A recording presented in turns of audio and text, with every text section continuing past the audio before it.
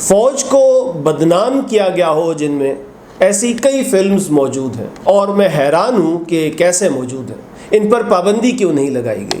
یہ کیوں نہیں کہا گیا کہ ایسی فلموں سے فوج اور خفیہ ایجنسی رسوا ہو رہی ہے، مورال ڈاؤن ہو رہا ہے؟ یہ تو ہمیں معلوم ہے کہ فوج کے حق میں ذہن سازی کے لیے فلمز اور ٹیلی ویژن ڈرامے وغیرہ بنائے جاتے ہیں۔ کئی فلموں کے بارے میں کہا جاتا ہے کہ یہ بنائی ہی فوج کے کہنے پر گئی ہیں، یا فوج کی معاونت سے، فوج کی اسسٹنس سے بنائی گئی ہیں، یا فوج کی اسپانسرشپ سے بنائی گئی ہیں۔ ایسی فلمز کے ذریعے فوج کے حق میں پروپیگنڈا کیا جاتا ہے۔ امریکہ میں محکمہ دفاع کا باقاعدہ ایک ادارہ ہے جسے انٹرٹینمنٹ میڈیا آفس کہتے ہیں۔ یہ ادارہ فلم اور ٹیلی ویژن پروڈکشنز میں معاونت کرتا ہے، انہیں اسسٹ کرتا ہے، اور امریکہ میں ایسی کئی فلمز بنائی گئی ہیں جن میں امریکی فوج یا امریکی خفیہ ادارہ جو ہے CIA اسے گلیمرائز کیا گیا ہے۔ ایسی کئی فلمز آسکر ایوارڈز کے لیے بھی نامزد ہوئی ہیں، اور کئی فلمز کو آسکر ایوارڈ ملا بھی ہے۔ مثلا ایک ہالی ووڈ فلم ہے آرگو۔ اس میں دکھایا گیا ہے کہ کس طرح CIA کی ٹیم نے ایران میں پھنسے سفارتکاروں کو بازیاب کرایا۔ اس فلم نے 3 آسکر ایوارڈ جیتے تھے۔ CIA نے اسامہ بن لادن کو کیسے تلاش کیا، اس پر بنائی گئی فلم زیرو ڈارک 30 کو 1 آسکر ایوارڈ ملا تھا۔ عراق میں امریکی فوج کے بام ڈسپوزل یونٹ پر بنائی گئی فلم دی ہرٹ لاکر نے 6 آسکر ایوارڈ لیے تھے۔ امریکی فوج کے صومالیہ میں مشن پر فلم بنائی گئی تھی بلیک ہاک ڈاؤن، اسے بھی 2 آسکرز مل چکے ہیں۔ امریکی بحریہ یعنی نیوی کے فائٹر پائلٹس پر بنائی گئی تھی ایک فلم ٹاپ گن، یہ بہت مشہور ہوئی تھی۔ 2022 میں اس کا ایک سیکول بھی بنایا گیا تھا۔ اور ہالی ووڈ میں ایسی کتنی ہی فلمز بنائی جا چکی ہیں جن میں فوج یا خفیہ ادارے کے حق میں پروپیگنڈا کیا گیا ہے۔ ان میں سے میں نے آسکرز تک پہنچنے والی صرف چند ہی فلمز کا ذکر کیا ہے۔ اب ہمارے ہاں عمومی تاثر یہی پایا جاتا ہے کہ فوج کے بارے میں کوئی فلم بنے گی تو وہ فوج کی منظوری سے ہی بنے گی۔ اس لیے عمومی تاثر یہ ہے کہ فوج یا خفیہ ادارے کے خلاف کوئی فلم بن ہی نہیں سکتی، کیونکہ اول تو اس کی منظوری ہی نہیں دی جائے گی، اپروول نہیں دی جائے گی، اور اگر منظوری کے بغیر کسی نے فلم بنانے کی کوشش کی تو اسے اٹھا لیا جائے گا، غائب کر دیا جائے گا۔ لیکن میں نے ایسی بھی کتنی ہی فلمز دیکھ رکھی ہیں جو اس عمومی تاثر کی نفی کرتی ہیں، جو سراسر فوج کے اور انٹیلیجنس ایجنسی کے خلاف ہیں، جن میں فلم کی حد تک ہی ان اداروں پر سنگین الزام لگائے گئے ہیں، فوجی اور انٹیلیجنس قیادت کو جرائم میں ملوث دکھایا گیا ہے۔ مثلا ایک فلم ہے امریکن گینگسٹر، یہ تو باقاعدہ توہین آمیز ہے۔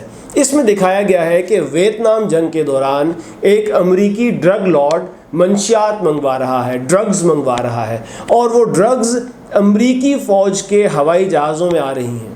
ویتنام جنگ میں امریکہ کے جو فوجی مارے جا رہے ہیں ان کی لاشیں جن تابوتوں میں، جن کافنز میں لائی جاتی ہیں، وہ ڈرگ لارڈ منشیات بھی انہی کافنز میں سمگل کرتا ہے۔ یعنی فلم میں یہ دکھایا گیا ہے کہ جس وقت امریکی فوج ویتنام میں جنگ لڑ رہی تھی، جس جنگ میں کتنے ہی امریکی نوجوان مارے جا رہے تھے، اس وقت امریکی فوج ایک ڈرگ لارڈ کے لیے اپنے جہازوں پر منشیات لا رہی تھی۔ ایک اور فلم ہے 2 گنز، اس میں 2 انڈر کور ایجنٹس ہوتے ہیں۔ امریکہ کا جو ادارہ جو یہ نشہ آور ڈرگز کے خلاف، منشیات کے خلاف کام کرتا ہے، اس کا نام ہے ڈرگ انفورسمنٹ ایڈمنسٹریشن۔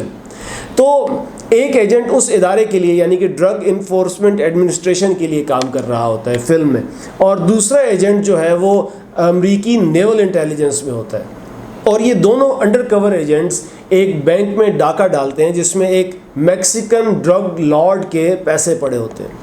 انہیں بتایا گیا ہوتا ہے کہ بینک میں ڈرگ لارڈ کے کوئی $30 لاکھ پڑے ہیں، لیکن ڈکیتی کے بعد جا کر انہیں معلوم ہوتا ہے کہ وہ رقم تو $4 کروڑ 30 لاکھ تھی۔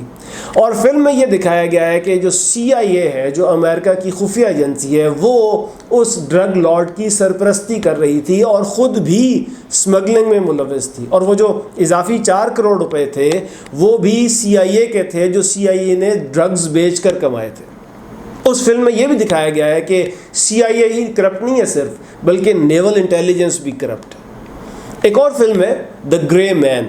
اس میں بھی دکھایا گیا ہے کہ CIA کے افسران کرپٹ ہیں، اور جب ان کے کسی ایک ایجنٹ کو اس تمام کرپشن کا معلوم ہوتا ہے تو وہ اس ایجنٹ کو قتل کرنے کے لیے کوئی دوسرا ایجنٹ بھیج دیتے ہیں. سیف ہاؤس بھی ایسی ہی فلم ہے. اس میں بھی دکھایا گیا ہے کہ CIA افسران غیر قانونی اسلحہ کی ڈیلز اور غیر قانونی کارروائیوں میں ملوث ہیں، اور جب کسی کو ان کارروائیوں کا علم ہو جاتا ہے تو وہ اسے ٹھکانے لگانے کے لیے، اسے مارنے کے لیے پوری ریاستی قوت اور وسائل لگا دیتے ہیں. یہ تو میں نے کوئی 4 ایک مثالیں دی ہیں، لیکن ایسی اور بھی کتنی ہی فلمز ہیں جن میں دکھایا گیا ہے کہ امریکی فوج میں یا دیگر عسکری اداروں میں، انٹیلیجنس اداروں میں کرپشن ہے. وہاں کرپٹ افسران موجود ہیں اور بدعنوانی میں ملوث ہیں، بلکہ ڈوبے ہوئے ہیں وہ کرپشن میں. حیرانی کی بات یہ ہے کہ ایسی فلمز نہ صرف بننے دی جاتی ہیں بلکہ ان کے دکھائے جانے پر کوئی پابندی بھی نہیں لگائی جاتی. شاید اس کی وجہ یہ ہے کہ جب عوام اداروں پر اعتماد کرتے ہوں تو وہ ادارے پھر انسیکیور نہیں ہوتے، اور عوام کو بھی یہ اعتماد ہوتا ہے، یہ یقین ہوتا ہے کہ اس فلم میں بھلے جو بھی دکھایا گیا ہے اصل میں تو ان کا ادارہ کرپٹ نہیں ہے.